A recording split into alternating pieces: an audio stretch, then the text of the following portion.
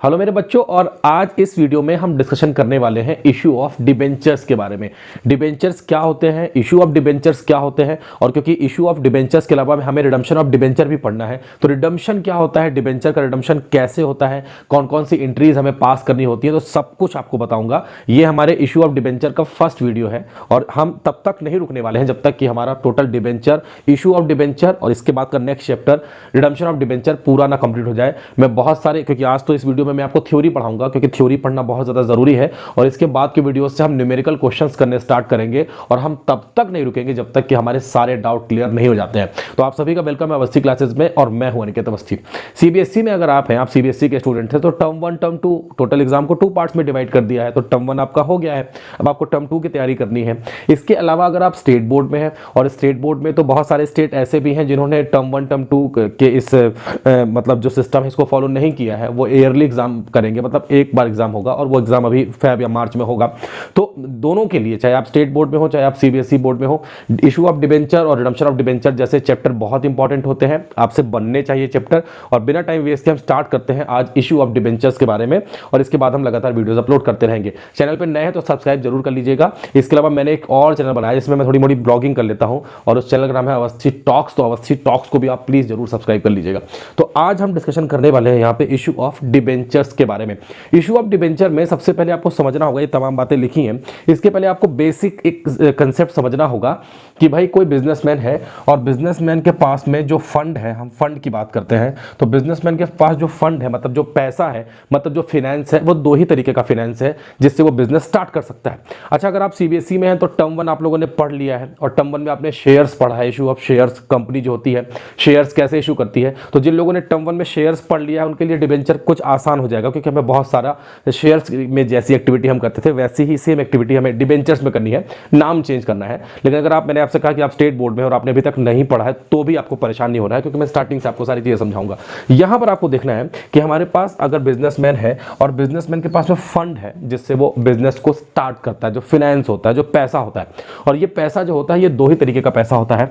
हमने क्लास 11 में पढ़ा है, जब हम बिजनेस स्टार्ट करने की, जिसे हम कमेंसमेंट ऑफ बिजनेस की एंट्रीज बोलते थे, तो हम लोग देखा था कि वो दो ही फंड हो सकता है, या तो ओनर्स फंड हो सकता है। वो ओनर्स फंड मतलब होता है कि हमारा खुद का पैसा, ओनर का खुद का पैसा, जैसे ओनर उसे कैपिटल का नाम देता था, ओनर कहता था कि मेरी कैपिटल है। लेकिन वहीं एक दूसरा पैसा भी होता है जिसे हम लोन का पैसा कहते हैं, मतलब या तो पैसा खुद का है तो खुद के पैसे में हम बिजनेस कर रहे हैं, लेकिन अगर वो पैसा बिजनेस में कम पड़ जाए तो हम पैसा किसी ऐसे पर्सन से या किसी ऐसे बैंक से या फाइनेंशियल इंस्टीट्यूशन से उधार ले लेते थे जो हमें देने के लिए तैयार हो जाए। तो दूसरा पैसा हो सकता है जिसे हम बोरो फंड कहते हैं, तो बोरो फंड हो सकता है जिसे हम बोरोड फंड भी कहते हैं।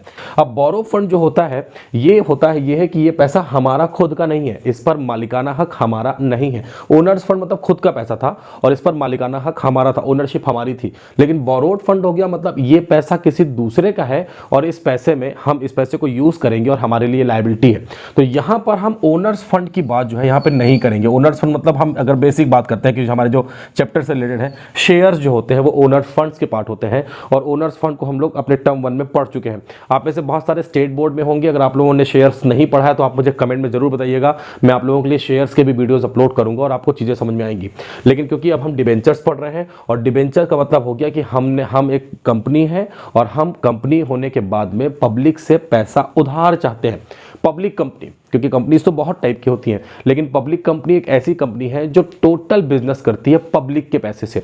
पब्लिक से पैसा लेती है, उसके बदले में उन्हें एक सर्टिफिकेट देती है, उनके पैसे से बिजनेस करती है। बिजनेस करने के बाद at the end of year जो प्रॉफिट होता है, जो सरप्लस होता है, उस पैसे को पब्लिक को ही वापस करती है, क्योंकि बिजनेस तो पब्लिक के पैसे से हो रहा था। शेयर्स में जब हम बिजनेस कर रहे थे तो हम लोगों ने पढ़े थे कि दो टाइप्स के शेयर होते हैं, इक्विटी शेयर और प्रेफरेंशियल शेयर। लेकिन अब हम शेयर्स के बारे में बात नहीं कर रहे हैं, अब हम बात कर रहे हैं बोरोड फंड के बारे में। और बोरोड फंड में कई सारे इंस्ट्रूमेंट होते हैं, मतलब हम कई सारे तरीकों से लोन ले सकते हैं। एक तो लोन, जो नाम है लोन है कि हमने किसी से पैसा उधार लिया, कंपनी की तरफ से आपको सोचना है हम एक पब्लिक कंपनी है, क्योंकि पब्लिक कंपनी एक ऐसी कंपनी है जो पब्लिक से निगोशिएशन कर सकती है, ट्रांजैक्शंस कर सकती है। तो पब्लिक कंपनी है, पब्लिक से पैसा लेकर बिजनेस कर रही है, और पब्लिक से पैसा लेने के बदले में हम जो एक सर्टिफिकेट इशू कर रहे हैं उसे ही हम कहते हैं डिबेंचर सर्टिफिकेट।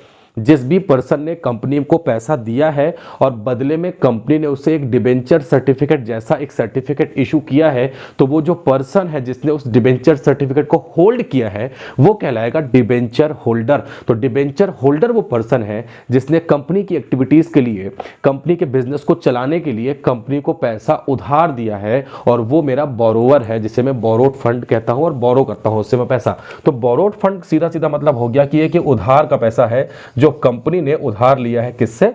पब्लिक से। और हमें पब्लिक कंपनी के बारे में ही पढ़ना है, ये बात तो आप डाउट अपने दिमाग में रखो मत कि public company, private company, government company, नहीं, आपको सिर्फ पब्लिक कंपनी के बारे में ही पढ़ना है। पब्लिक कंपनी शेयर्स भी इशू करती है, पब्लिक कंपनी डिबेंचर्स भी इशू करती है, जो कि हमारा चैप्टर है। और शेयर्स अभी हम नहीं पढ़ रहे हैं, हम डिबेंचर्स पढ़ रहे हैं। उधार का पैसा है, कंपनी उधार ले रही है किससे? पब्लिक से। साधारण शब्दों में आपको समझा गया कि जब कंपनी पब्लिक से उधार लेती है, लोन लेती है, क्रेडिट लेती है, और उसी के कई सारे तरीके हो सकते हैं कि डायरेक्ट उधार बोल के उधार ले ले या डिबेंचर इशू करके उधार ले ले, तो उससे हम कहते हैं इशू ऑफ डिबेंचर। तो एक बात क्लियर हो गई कि अब पब्लिक से पैसा हमें उधार लेना है और उधार लेने के बाद में हमें बिजनेस करना है। अब एक दूसरी बात समझने की कोशिश करते हैं, फिर हम चैप्टर को धीरे धीरे आगे लेके चलते हैं। देखिए, चैप्टर धीरे धीरे समझेंगे, आराम से, हड़बड़ी की जरूरत नहीं है, आपके पास टाइम है और आप अच्छे से समझिए तो आपको समझ आएगा। अब ये कंपनी है, इस कंपनी को मैंने कहा कि कंपनी यहाँ पे डिबेंचर इशू कर रही है इन पब्लिक्स को, ये बहुत सारी पब्लिक है और कंपनी इनको डिबेंचर इशू कर रही है, इनको कंपनी इशू कर रही है इशू ऑफ डिबेंचर। तो इशू ऑफ डिबेंचर हो रहा है, क्यों हो रहा है issue of debenture? Issue of debenture इसलिए हो रहा है क्योंकि ये कंपनी को पैसा दे रहे हैं, ये कंपनी को फाइनेंस दे रहे हैं, ये कंपनी को फाइनेंस की व्यवस्था करा रहे हैं, फाइनेंस दे रहे हैं कंपनी को।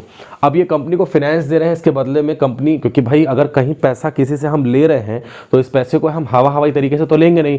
पैसा लेने के बाद में उस पैसे की श्योरिटी, सिक्योरिटी कैसे डिसाइड होगी? भाई आप किसी को भी थोड़ी ना उधार दे देते हैं। जब किसी को पैसा उधार देते हैं तो उसके बदले में कहीं लिखा पढ़ी करते हैं, कोई रिटर्न एग्रीमेंट साइन कराते हैं। तो ये डिबेंचर एक ऐसा ही सर्टिफिकेट है जो कंपनी उन पब्लिक को इशू करेगी जिनसे वो पैसा उधार लेगी। वो इस बात का प्रूफ होगा वो सर्टिफिकेट कि हाँ, ये इसमें लिखा हुआ है, कंपनी के सिग्नेचर लगे हुए हैं, कंपनी का उसमें नाम लिखा है, सारी टर्म्स कंडीशन लिखी है, और कंपनी ने इशू किया है उस पब्लिक के, उस पर्सन को जिसने कंपनी में पैसा दिया है, वो डिबेंचर होल्डर है, और कंपनी ने इशू किया है सर्टिफिकेट जिसे हम डिबेंचर सर्टिफिकेट कहते हैं। तो फाइनेंस लिया, लोन लिया है, ये लोन है जो कंपनी ने लिया है इन पब्लिक से, और बदले में इनको कंपनी ने इशू किया है इशू ऑफ डिबेंचर के बदले में सर्टिफिकेट जिसे हम डिबेंचर सर्टिफिकेट कहते हैं। तो एक बात बहुत क्लियर हो गई। एक छोटा सा अगर हम अपना डाउट और क्लियर कर लें कि अगर लिखा हुआ है 9% प्रेफरेंशियल शेयर, हम शेयर्स पढ़ चुके हैं, और यहाँ पे लिखा है 9% डिबेंचर्स। अब इसमें आपको डिफरेंस समझना है। ये जो 9% है, मैंने कहा शेयर्स मतलब ओनर्स फंड होते हैं, और ओनर जो होता है वो किसी भी, चाहे वो सोल प्रोप्राइटरशिप हो, चाहे वो पार्टनरशिप हो, चाहे वो कंपनी हो, तो जो ओनर होता है, छोटी सी दुकान होगी ना, उसका भी ओनर होगा। और ओनर अल्टीमेटली अपना जो बिजनेस करने के बाद में, सारे एक्सपेंसेस काटने के बाद में, सारे एडजस्टमेंट करने के बाद में जो लास्ट में बचता है उसे हम प्रॉफिट कहते हैं, और प्रॉफिट को ही फिर वो यूज करता है, प्रॉफिट पर उसी का टोटल जो है हक होता है टोटल। तो यहाँ पर जो ओनर्स हैं, ओनर्स को हम यहाँ पे अगर प्रेफरेंशियल शेयर्स की बात करते हैं, 9% प्रेफरेंशियल शेयर, तो यहाँ पे जो 9% रेट लिखा है, जो परसेंटेज लिखा है, इसे हम सिंपली कहते हैं रेट ऑफ डिविडेंड। ये हमारा क्या है? ये रेट ऑफ डिविडेंड। मतलब कंपनी शेयर से बिजनेस कर रही थी, कंपनी ने बिजनेस करके प्रॉफिट कमाया और वो प्रॉफिट वापस से शेयर होल्डर्स को ही बांटेगी, क्योंकि कंपनी के असली ओनर तो शेयर होल्डर्स हैं, तो उनको प्रॉफिट देगी, क्योंकि ओनर्स जो होता है वो प्रॉफिट में पार्टिसिपेट करता है, तो उसे 9% के हिसाब से मिलेगा। लेकिन अगर मैं 9% डिबेंचर की बात करता हूं, तो ये जो 9% है, ये 9% डिबेंचर जो है, तो 9% का जो रेट है इसे हम कहते हैं रेट ऑफ इंटरेस्ट। ये हमारा रेट ऑफ इंटरेस्ट है। आपको ये समझना होगा कि रेट ऑफ इंटरेस्ट है। रेट ऑफ इंटरेस्ट मतलब कि हमने पब्लिक से पैसा उधार लिया है और वो पब्लिक कंपनी के ओनर नहीं है, और जब वो ओनर नहीं है तो वो डिविडेंड में पार्टिसिपेट नहीं करेंगे, क्योंकि डिविडेंड में पार्टिसिपेट करेंगे जो ओनर होंगे, जिसे हम शेयर्स कहते हैं। तो जिन लोगों ने हमें पैसा उधार दिया है, और उधार जहां पर होगा वहां पे एक कंसेप्ट जरूर होगा जिसे हम कहते हैं इंटरेस्ट या ब्याज। तो हम जिन लोगों से पैसा उधार ले रहे हैं उनको हम पैसा वापस करेंगे। हम पैसा तो वापस बाद में करेंगे, 10 साल के लिए अगर हमने लिया है तो 10वें साल के लास्ट में हम पैसा वापस करेंगे, लेकिन कंटिन्यू 10 ईयर्स तक उनको हम एक अमाउंट का पेमेंट करते रहेंगे जिसे हम कहते हैं इंटरेस्ट। तो जो डिबेंचर्स के नाम के पहले परसेंटेज लगा होगा उसे हम रेट ऑफ इंटरेस्ट कहते हैं, जबकि शेयर्स के नाम के पहले जो रेट हमारे पास एक परसेंटेज दिया होगा उसे हम रेट ऑफ डिविडेंड कहते हैं, और हम यहाँ पे डिबेंचर्स पढ़ रहे हैं तो आपको यहाँ पे फोकस करना है कि रेट ऑफ इंटरेस्ट होता है। अब एक इंपॉर्टेंट बात और समझ लेते हैं, फिर आगे चलते हैं। जिसने भी हमें पैसा उधार दिया है, चाहे वो कोई पब्लिक हो या हमने किसी बैंक से, किसी फाइनेंशियल इंस्टीट्यूशन से पैसा उधार लिया है, किसी को भी हमारे बिजनेस की एक्टिविटी से मतलब नहीं होता है। वो हमारे बिजनेस मैनेजमेंट में पार्टिसिपेट नहीं करते हैं, उनका इन्वॉल्वमेंट भी नहीं होता है, वो इंटरफेयर भी नहीं करते हैं। मतलब ये है कि उन्होंने आपको पैसा उधार दिया है, हम कंपनी की तरफ से बात करते हैं क्योंकि हमें तो कंपनी के पॉइंट ऑफ व्यू से एंट्री पास करनी है, हम कंपनी पढ़ रहे हैं तो अपने आप को एज ए कंपनी ट्रीट करना है आपको। और कंपनी जब पब्लिक से पैसा इकट्ठा करेगी लोन के फॉर्म में, पब्लिक से पैसा उधार मांगेगी, कहने का मतलब ये है, और बदले में डिबेंचर सर्टिफिकेट इशू करेगी, तो वो जो पब्लिक है जिससे हमने पैसा उधार लिया है, वो पब्लिक बार बार आपके बिजनेस में नहीं आएगी कि आप इस पैसे से क्या कर रहे हैं, आप इस पैसे को कहां यूज कर रहे हैं, आपने कितना प्रॉफिट कमाया। नहीं, इन सब बातों से उस पब्लिक का कोई लेना देना नहीं है। पब्लिक ने पैसा आपको उधार दिया है और पब्लिक को सीधे सीधे दो ही चीजों से मतलब है, भैया टाइम पे हमारा इंटरेस्ट का पेमेंट कर देना, जो कि यहां पे अगर आप देख रहे हैं तो 9% रेट ऑफ इंटरेस्ट दिखा है, तो 9% से उनका आप इंटरेस्ट का पेमेंट कर दीजिए। और आपने जो टर्म्स बोल के लिया है कि हम आपके इस लोन को 10वें साल में, 8वें साल में, 7th ईयर में वापस कर देंगे, तो उस डेट को, जिस डेट में आपने कमिटमेंट की है, आप हमारा प्रिंसिपल अमाउंट वापस कर दीजिए। तो प्रिंसिपल अमाउंट प्लस इंटरेस्ट, यही चाहिए उस डिबेंचर होल्डर्स को जिस लालच में उसने कंपनी में पैसा लगाया है। उसने कंपनी में पैसा इसी लालच से लगाया है कि कंपनी उस पैसे में उसको इंटरेस्ट देगी, और उसने कंपनी में पैसा लगाया, इंटरेस्ट मिलेगा, वही उसको बैंक में मिलता, तो कहीं ना कहीं बैंक से ज्यादा कंपनी इंटरेस्ट पे कर रही थी, इसलिए उसने इसी लालच में कंपनी में पैसा यहां पर लोन दिया है डिबेंचर के फॉर्म में। तो बहुत क्लियर है कि वो डिबेंचर होल्डर्स कंपनी के मैनेजमेंट में इंटरफेयर नहीं करते हैं, इनको वोटिंग राइट भी नहीं होता है क्योंकि ये कंपनी के भाई ओनर थोड़ी ना है, कंपनी के डिसीजन मेकिंग में इनका कोई पार्टिसिपेशन नहीं है। बस इनको दो ही चीज़ों से मतलब है, प्रिंसिपल अमाउंट पेमेंट कर दो और बाद में इनका जो है टाइम पे आप इंटरेस्ट का पेमेंट करते रहो। तो ये आपको समझना होगा। कंपनी पैसा लेती है जब कंपनी के पास में ओनर्स फंड की, कैपिटल की कमी हो जाती है। एक लिमिट तक ही कंपनी शेयर इशू कर सकती है, तो जब कंपनी शेयर इशू करती है और कंपनी शेयर इशू करने की लिमिट खत्म हो जाती है, तो कंपनी डिबेंचर इशू कर सकती है, मतलब लोन ले सकती है। और एक और वजह होती है कि कंपनी टैक्स सेविंग करती है, मतलब हम अपने जो पैसा लेते हैं उसमें हमें इंटरेस्ट देना होता है, और कंपनी की इनकम जो है वो एक्सपेंस, जब हम इंटरेस्ट का पेमेंट करते हैं तो इंटरेस्ट जो होता है वो एक्सपेंस होता है, तो उससे हमारी इनकम कम हो जाती है और हमें इनकम टैक्स कम पेमेंट करना पड़ता है। तो टैक्स सेविंग भी एक पॉइंट है जिसे हम बाद में और डिटेल में डिस्कशन करेंगे। तो कंपनी यहाँ पे डिबेंचर्स इशू करती है और डिबेंचर्स कंपनी इशू कर सकती है। अगर हम कंपनीज एक्ट के section 2 subsection 30 of companies act 2013 के अकॉर्डिंग अगर हम इस डिफिनेशन को समझें तो हम समझ सकते हैं कि डिबेंचर वो है जो पब्लिक से लिया गया एक उधार है, जिसके बदले में आपको उनको इंटरेस्ट का पेमेंट करना है, और एक स्पेसिफिक टाइम के बाद में आपको वो प्रिंसिपल अमाउंट जो आपने लिया था वो भी आपको वापस करना है। लिखा है section 2 subsection 30 of companies act के according, debenture includes debenture stock, क्योंकि देखिए कंपनी का स्टॉक है, हम उसे शेयर्स और डिबेंचर्स कहते हैं। कंपनी जो बेचती है, एक किराना दुकान में जो सामान रखा है वही उसका स्टॉक है, तो कंपनी के पास में उसका स्टॉक क्या है, जिससे वो पब्लिक को बेच रही है डिबेंचर सर्टिफिकेट के फॉर्म में और पब्लिक से उधार ले रही है, तो ये डिबेंचर स्टॉक इसे हम बोलते हैं। हम इसे बॉन्ड्स भी बोल सकते हैं, और एनी अदर सिक्योरिटी, वो कोई भी दूसरी सिक्योरिटी हो सकती है जो हम पब्लिक को परोस रहे हैं, पब्लिक को इशू कर रहे हैं, constituting a charge on the assets of the company और नॉट। अब यहाँ पे फिर आपको एक बात समझनी है, ऊपर की बातें आपको समझ में आ गई हैं कि डिबेंचर जो होता है वो डिबेंचर स्टॉक के नाम से भी होता है, बॉन्ड्स के नाम से भी होता है, और कोई अदर सिक्योरिटी भी हो सकती है जिसे कंपनी इशू करती है। अगर आप देखेंगे लिखा है whether constituting a charge on the assets, मतलब जब हम पब्लिक को लोन, पब्लिक से लोन लेने की बात कर रहे थे तो पब्लिक ने हमसे पूछा कि भाई हम लोन तो देंगे लेकिन इसके बदले में गिरवी क्या रखोगे, क्या मॉर्गेज कराओगे। तो कंपनी ने बोला कि ठीक है आप हमें 100 करोड़ का लोन दो, इसके बदले में हम हमारी जो एसेट्स है उसे हम गिरवी रख देंगे, अगर हम आपके लोन का पेमेंट ना करें तो आप इन एसेट्स को बेच के पैसा ले लेना। तो ये चार्ज कहलाता है, मतलब सिक्योर्ड लोन है कि जितना लोन हमने पब्लिक से लिया है उसके बदले हमने अपने कंपनी की कुछ एसेट्स को उनको गिरवी रख दिया है, और इस ट्रांजैक्शन को हम कहते हैं कि उन्होंने charge on assets of the company और नॉट। और कई बार ये जरूरी नहीं कि वो कंपनी के एसेट को चार्ज करेंगे, कई बार बिना चार्ज किए, मतलब कि अनसिक्योर्ड, हमने उसको गिरवी रखे बिना कंपनी से, पब्लिक से पैसा ले लिया है। तो दोनों तरीके का हम डिबेंचर इशू कर सकते हैं जिसमें हम कंपनी के एसेट्स को गिरवी रख भी सकते हैं और कंपनी के एसेट्स को गिरवी नहीं भी रख सकते हैं। अगर कंपनी के एसेट को गिरवी रखा है तो उसे हम बोलेंगे चार्ज ऑन द एसेट्स, और अगर नहीं रखा है तो विदाउट चार्जिंग एसेट। तो ये है एक सिंपल सी डेफिनेशन जो कंपनीज एक्ट 2013 के सेक्शन 2 सबसेक्शन 30 में आपके लिए डिबेंचर के लिए लिखी हुई है। कुछ फीचर्स भी लिखे हैं यहाँ पे, मैंने पॉइंट वाइज लिखे हैं, फीचर्स नाम नहीं दिया क्योंकि ये पॉइंट आपको याद रखने पड़ेंगे। और बेसिक पॉइंट आपको मैंने बता दिया कि कंपनी डिबेंचर इशू करेगी, पब्लिक से पैसा लेगी और उसके बदले में एक एक्नॉलेजमेंट वहाँ पर एक प्रिंटेड वहाँ पे सर्टिफिकेट देगी और उसे हम कहते हैं डिबेंचर सर्टिफिकेट, जो इस बात का प्रूफ होता है कि हमने फला फला पब्लिक से इतना इतना पैसा लिया है। उसमें क्वांटम ऑफ अमाउंट जितना आपने हर पर्सन से लिया है, पब्लिक से लिया है, वो अमाउंट लिखा होगा, किस डेट को लिया है, इसका पेमेंट आप कब करेंगे, कितना इंटरेस्ट का पेमेंट करेंगे, सारी बातें उसमें लिखी होंगी। और इसके अलावा कंपनी की सिग्नेचर, क्योंकि कंपनी तो एक आर्टिफिशियल पर्सन है, कंपनी सिग्नेचर कर नहीं सकती, तो कंपनी के जो ऑथोराइज पर्सन होते हैं वो उस सर्टिफिकेट में कंपनी की सील को यूज करते हैं। तो कोई भी सर्टिफिकेट तब तक वैलिड नहीं होगा जब तक कि कंपनी की सील उसमें ना लगी हो। तो ये आपको ध्यान रखना है कि under the seal of company वो सर्टिफिकेट इश्यू होगा और उस सर्टिफिकेट में बहुत सारी बातें लिखी होंगी। अगर हम देखते हैं तो लिखा हुआ है कि नॉट एप्लीकेबल टू इशू, मतलब एक पब्लिक कंपनी के लिए ये एप्लीकेबल नहीं है to issue debenture having a maturity date of 10 year from the date of issue.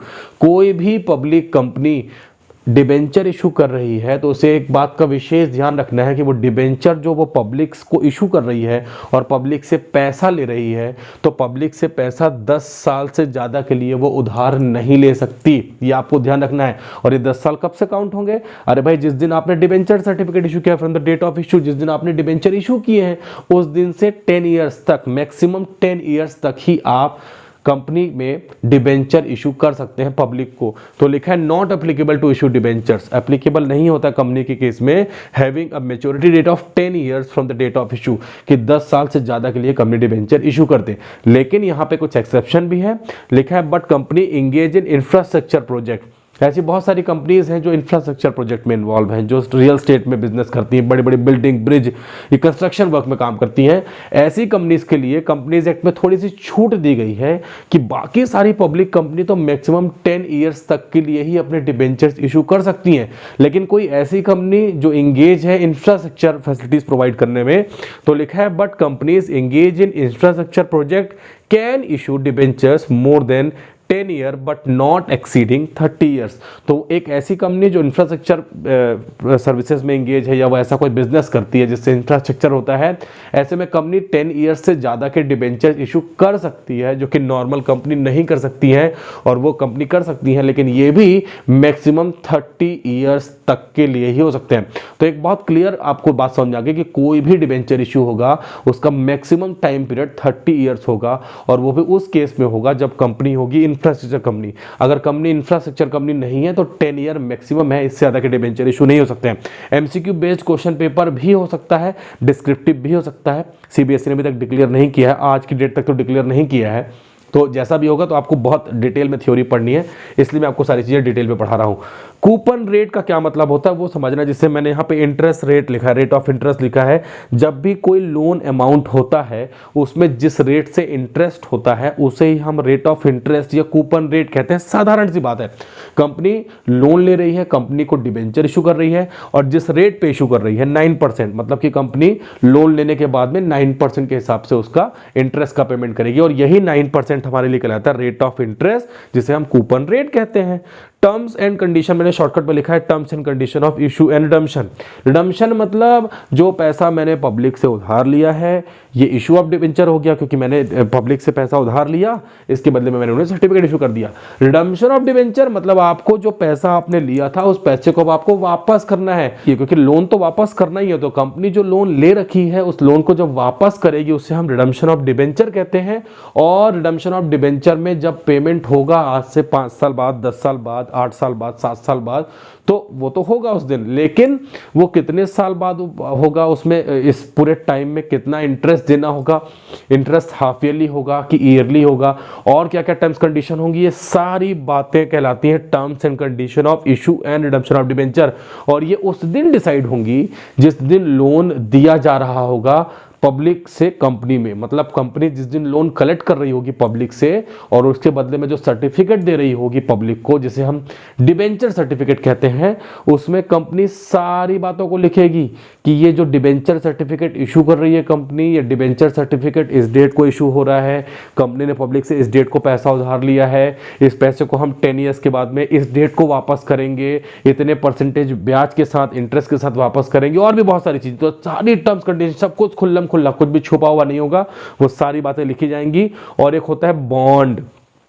Starting में क्या होता था, बॉन्ड सिर्फ गवर्नमेंट कंपनीज, गवर्नमेंट इशू करती थी, बाद में गवर्नमेंट कंपनीज इशू करने लगी, धीरे धीरे सेमी गवर्नमेंट कंपनी और बहुत सारी अब ऑर्गेनाइजेशन को भी छूट मिल गई है कंपनीज एक्ट में कि वो बॉन्ड इशू कर सकते हैं। बॉन्ड में और डिबेंचर्स में एक जो बेसिक फर्क है वो आपको समझना जरूरी है।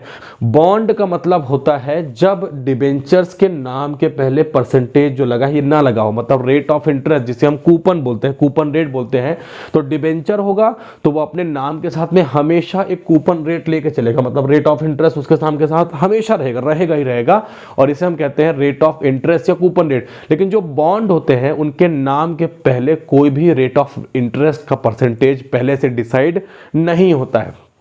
इसे हम जीरो कूपन या डीप डिस्काउंट बॉन्ड भी कहते हैं। तो जीरो कूपन या डीप डिस्काउंट बॉन्ड का मतलब हो गया कि जो डिबेंचर नहीं है, जिनके नाम के पहले रेट ऑफ इंटरेस्ट नहीं लगा है, बस एक बेसिक फर्क है ये। अब इसे जीरो कूपन या डीप डिस्काउंट क्यों कहते हैं, क्योंकि जब ये इशू होते हैं तो हैवी डिस्काउंट के साथ इशू होते हैं। मतलब 10,000 कंपनी ने आपको सर्टिफिकेट 10,000 का दे दिया, लेकिन कंपनी ने आपसे 9,000 रुपये ही लिए हैं, और कंपनी ऐसा आपको सर्टिफिकेट दे रही है कि उसको पढ़ के लगेगा कि अरे आपने तो कंपनी को 10,000 रुपये दिए हैं, लेकिन कंपनी ने आपसे 9,000 रुपये लिए हैं। लेकिन जब कंपनी आपका पैसा वापस करेगी, जैसे हम कहते हैं रिडम्पशन करेगी, तो कंपनी आपको पूरे 10,000 रुपीज़ वापस करेगी। तो जो डिफरेंस अमाउंट है 9 और 10,000 के बीच का, यही आपका इंटरेस्ट है, यही आपका ब्याज है, यही आपका कूपन रेट का वो एक अमाउंट है।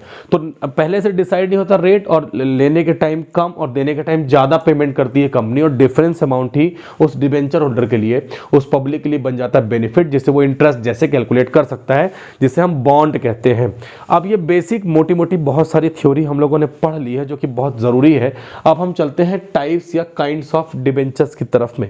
चैप्टर हमारा इंपॉर्टेंट इसलिए है कि इसमें हम सिर्फ थ्योरी के बारे में डिस्कशन कर रहे हैं, लेकिन मैंने आपसे कहा है कि मैं बहुत सारे क्वेश्चन आपको करवाऊंगा। कोई क्वेश्चन आपसे नहीं बन रहा होगा तो आप कमेंट सेक्शन में मुझे जरूर बताइएगा, मैं उस क्वेश्चन को भी सेपरेट वीडियो बनाकर आपको बताऊंगा। लेकिन उसके पहले अगर हम टाइप्स या काइंड्स मतलब प्रकार देखते हैं, कितने टाइप के डिबेंचर होते हैं, तो फटाफट डिस्कशन करते हैं। पहला होता है सिक्योर्ड और मॉर्टगेज। मैंने आपको बताया कि हम अपने डिबेंचर को इशू करने में कंपनी के एसेट को चार्ज रखते हैं या नहीं रखते हैं। तो अगर कंपनी अपनी किसी एसेट्स को गिरवी रख के, चार्ज रख के, मॉर्टगेज रख के, हाइपोथिकेट करा के कोई पैसा लेती है, तो उसे हम कहते हैं सिक्योर्ड और मॉर्टगेज डिबेंचर। मतलब हमने डिबेंचर पब्लिक से पैसा लिया है, उसके बदले हमने कंपनी के एसेट्स को वहां पे चार्ज कर दिया है, और इसे हम कहते हैं सिक्योर्ड या मॉर्टगेज डिबेंचर। तो हमने जो गिरवी रखा है, जो चार्ज किया है, उसे फ्लोटिंग चार्जेस होता है। तो फ्लोटिंग चार्जेस का मतलब आपको पता होना चाहिए। एक हमारे पास नंबर आ जाए, एक नंबर का क्वेश्चन कि फ्लोटिंग चार्जेस का क्या मतलब होता है। तो जब कंपनी डिबेंचर इशू करती है और बदले में अपनी एसेट्स को गिरवी रखती है, तो एसेट्स की जो कॉस्ट होती है उसे हम कहते हैं फ्लोटिंग कॉस्ट, फ्लोटिंग चार्जेस कहते हैं। अब यहां पर समझना जरूरी है कि सिक्योर्ड डिबेंचर का मतलब हो गया कि पब्लिक का पैसा टोटल सिक्योर है, क्योंकि पब्लिक ने पैसा तो दिया है, लेकिन बदले में उन्होंने कंपनी के एसेट्स के पेपर अपने पास रख लिए हैं। कंपनी अगर आपका इंटरेस्ट का पेमेंट करने में कुछ वहां पे डिफॉल्ट कर दे, या कंपनी आपका प्रिंसिपल अमाउंट जो एक सर्टेन टाइम पीरियड के बाद उसने वापस करने का वादा किया था, जिससे हम रिडम्पशन कहते हैं, वो ना दे, तो ऐसे में जो डिबेंचर होल्डर्स हैं वो कंपनी के एसेट्स को बेचेंगे और अपना अपना पैसा ले लेंगे। आपको इतना ही समझना है, जिसे हम सिक्योर्ड कहते हैं। अनसिक्योर्ड जिसमें ऐसा कुछ ना हो, कंपनी ने पब्लिक से पैसा लिया लेकिन बदले में पब्लिक को कोई भी अपनी एसेट्स को चार्ज नहीं किया है, उसे हम कहते हैं unsecured. Registered debenture, registered debenture वो होते हैं जिनका नाम कंपनी के रजिस्टर में लिख लिया जाता है। कंपनी ने पब्लिक से पैसा उधार लिया, बदले में डिबेंचर सर्टिफिकेट दिया, और ये डिबेंचर सर्टिफिकेट का पैसा जब कंपनी रीपेमेंट करेगी, जब कंपनी रिडम्पशन करेगी, तो उसी पर्सन को करेगी जिस पर्सन का नाम उस डिबेंचर सर्टिफिकेट में लिखा हुआ था। इसे हम डिबेंचर सर्टिफिकेट में जिसका नाम लिखा होगा, तो इसे हम कहते हैं रजिस्टर्ड डिबेंचर। और ये फ्रीली ट्रांसफरेबल नहीं होता। ऐसा नहीं है कि कंपनी ने राम के नाम से एक डिबेंचर सर्टिफिकेट इशू किया था, फिर उस सर्टिफिकेट को श्याम लेकर आ जाए तो कंपनी पेमेंट कर देगी, नहीं, क्योंकि रजिस्टर्ड जिसके नाम से होगा कंपनी उसी को पेमेंट करेगी, और इसे हम कहते हैं रजिस्टर्ड डिबेंचर। जबकि इसके ठीक अपोजिट होता है बेरर डिबेंचर, मतलब डिबेंचर सर्टिफिकेट में कंपनी किसी का नाम नहीं लिखती है, जो भी होल्डर होता है कंपनी उसे पेमेंट कर देगी। आज ये सर्टिफिकेट मेरे पास है, मेच्योरिटी डेट है, मैं कंपनी के पास जाऊंगा, इससे डिपॉजिट करूंगा, कंपनी बदले में मेरे इंटरेस्ट जो लोन का अमाउंट है वो मुझे दे देगी। अगर ये डिबेंचर राम के पास ना होगा, श्याम के पास है, तो जो भी होल्डर होगा वो लेकर जाएगा और वो कंपनी से पैसा ले सकता है, जिसे हम बेरर डिबेंचर कहते हैं। रिडीमेबल डिबेंचर का मतलब होता है कि कंपनी अपने जो डिबेंचर्स का पैसा जिन्होंने लिया है, कंपनी ने लोन लिया, कंपनी उसका पैसा एक वादा करती है कि 5 साल 7 साल 8 साल 10 साल के बाद वापस कर देगी, और रिडीमेबल मतलब उनका पेमेंट कर देगी, जो पैसा हमने आपसे लिया वो हम चुकता कर देंगे, इसे हम कहते हैं रिडीमेबल डिबेंचर। नॉर्मली जो डिबेंचर्स होते हैं वो इसी कैटेगरी के होते हैं, मैक्सिमम डिबेंचर इसी कैटेगरी के होते हैं, जबकि एक होते हैं इरिडीमेबल डिबेंचर, मतलब पब्लिक ने पैसा उधार तो दिया है डिबेंचर के फॉर्म में, लेकिन कंपनी अब इस पैसे को तब तक वापस नहीं करेगी जब तक कंपनी चलेगी, मतलब कंपनी का वाइंडिंग अप होने लगे, कंपनी बंद हो जाए, शट डाउन पॉइंट हो जाए, तभी कंपनी पैसा वापस करेगी, और ऐसे डिबेंचर्स को हम कहते हैं रिडीमेबल डिबेंचर्स। और लास्ट है कन्वर्टेबल डिबेंचर्स। कंपनी अपने डिबेंचर होल्डर्स को एक ऑप्शन देती है कि एक टाइम के बाद में उसे वो इक्विटी शेयर्स में कन्वर्ट कर सकते हैं, मतलब वो बोरोवर से कंपनी के ओनर बन सकते हैं, तो कन्वर्टेबल डिबेंचर्स कहलाती है। और ये डिबेंचर स्टार्टिंग में जब कंपनी इशू करती है उसी टाइम पे भाई बता देती है कि देखो भाई ये कन्वर्टेबल डिबेंचर है, किसी को लेना है तो ले लो, क्योंकि इसमें एक टाइम के बाद में आप अपने आप को बोरोड से ओनर्स फंड में कन्वर्ट कर लोगे। बोरो फंड से ओनर फंड में कन्वर्ट करने का फायदा ये होगा कि अब आपको इंटरेस्ट नहीं मिलेगा, बल्कि कंपनी के ओनर बन जाएंगे, तो आप डिविडेंड ले सकेंगे कंपनी से, और वो कहलाते हैं कन्वर्टेबल, मतलब आपने आपको कन्वर्ट करा सकते हो, बदल सकते हो, बोरोड फंड से ओनर्स फंड में, शेयर्स में कन्वर्ट कर सकते हो। तो 7 टाइप के डिबेंचर्स होते हैं, टाइप्स ऑफ डिबेंचर्स, कुछ इंपॉर्टेंट पॉइंट और कंपनी के सेक्शन के अकॉर्डिंग यहां पर हमने कंपनी की डेफिनेशन देख ली है। पहला वीडियो है, 1-2 बार देखिए, समझ में आएगा, थ्योरी पोर्शन है। नेक्स्ट वीडियो में थोड़ा सा और टेक्निकल होंगे, और धीरे धीरे हम कब बहुत ज़्यादा टेक्निकल हो जाएंगे आपको पता नहीं चलेगा, कोई डाउट नहीं रहेगा। कोई डाउट अगर आपको है भी तो आप कमेंट सेक्शन में मुझसे पूछिए, मैं सारे क्वेश्चंस के आंसर आपको दूंगा, और नेक्स्ट वीडियो में बहुत जल्दी आपसे मिलूंगा। इस वीडियो को पूरा देखिए, चैनल पर नए हैं तो सब्सक्राइब जरूर करिएगा। अवस्थी टॉक्स के नाम से मैंने एक और चैनल बनाया है, उसके लिंक आपको डिस्क्रिप्शन में, उसे भी आप सब्सक्राइब जरूर कर लीजिएगा। नेक्स्ट वीडियो में फिर मिलता, तब तक के लिए आप इस वीडियो को देखिए और एंजॉय करिए।